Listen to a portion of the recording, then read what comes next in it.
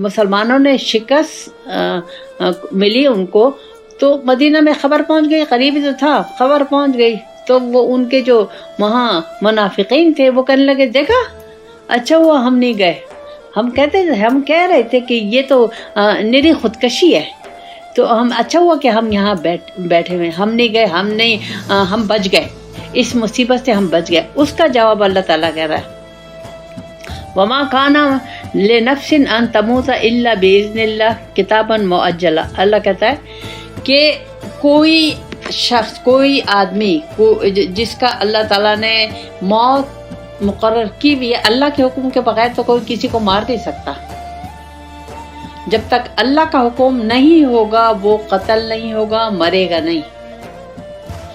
جب حکم آ جائے گا اور پھر یہ حکم کتاباً معجلہ لکھا ہوا ہے۔